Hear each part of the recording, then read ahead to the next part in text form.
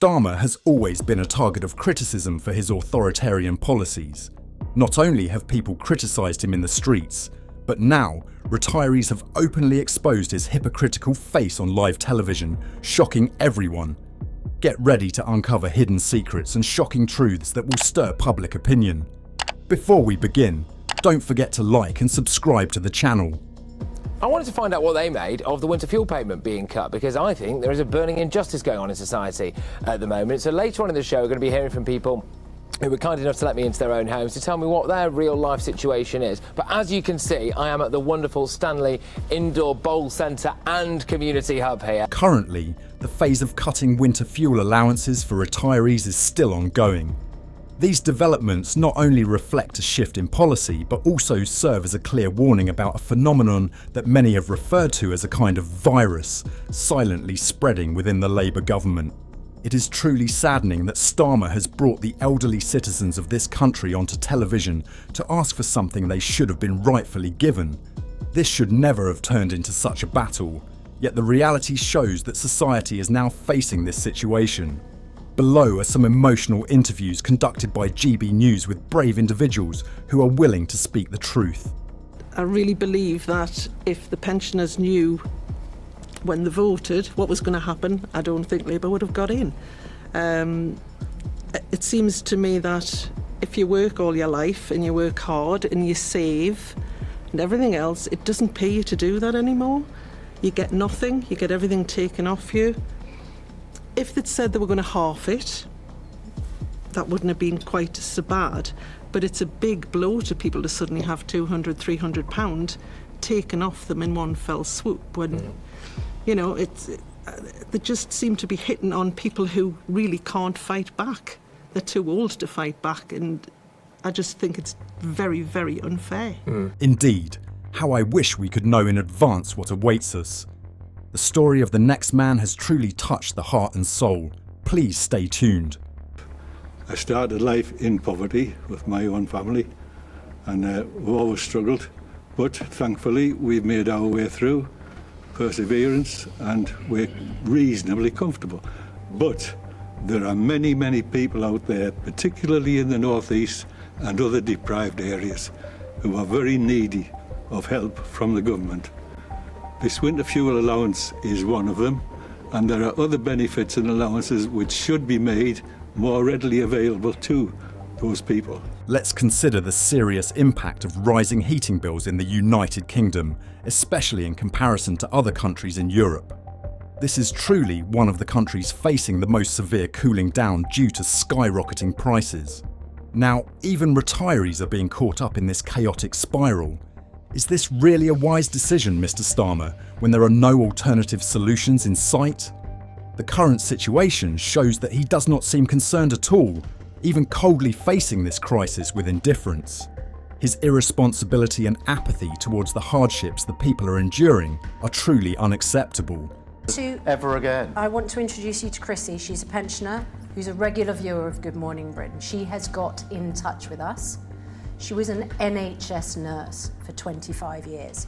She's on the full state pension, which puts her just a few pounds over the threshold for pension credit. Yep. She's about to lose her winter fuel allowance.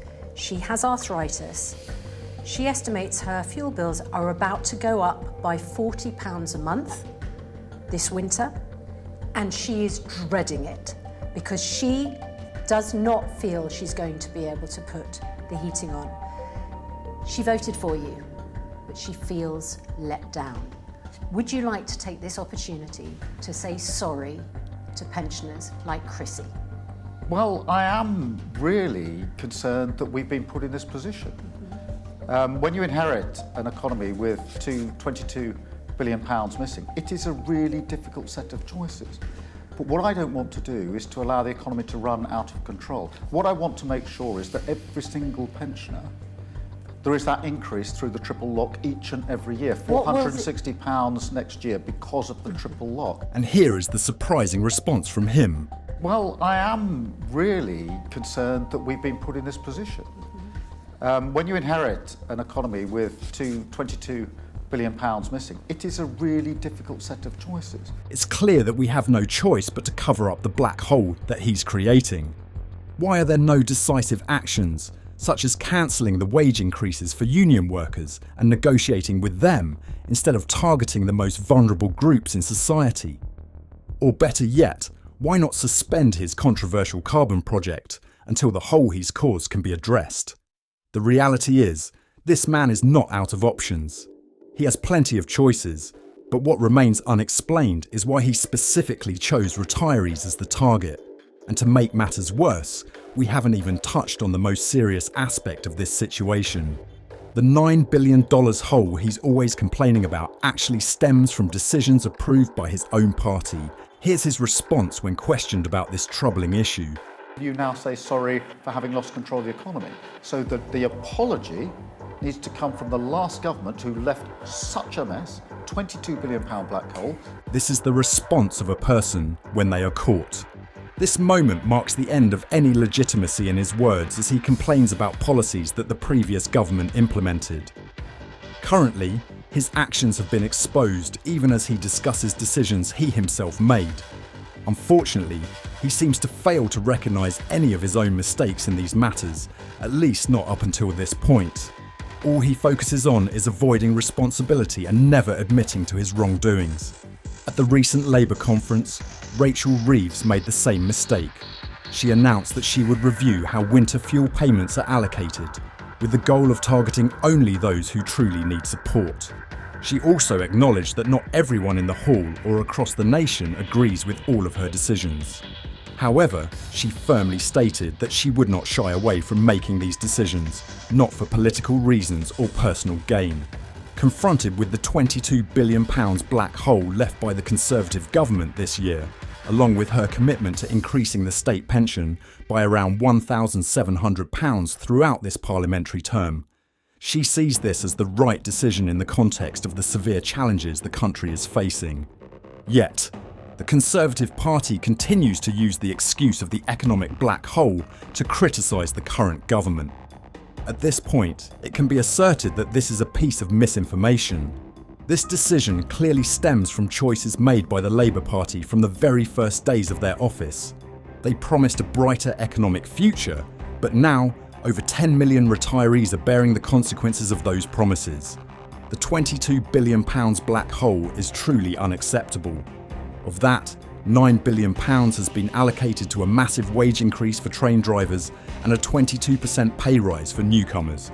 Regardless of whether people agree or not, the Labour government still decided to implement it. These are two of the first decisions they made.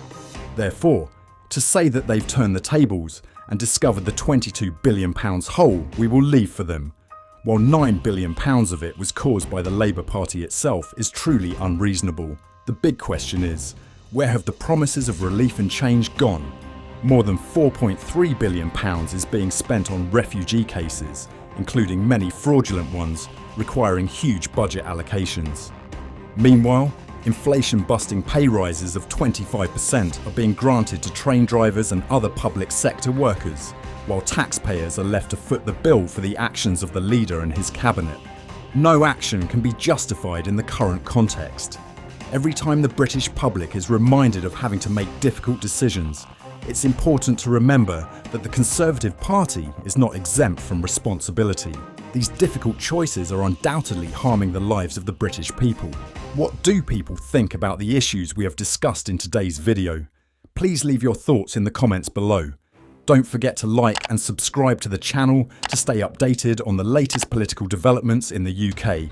Thank you all, and see you in the next videos.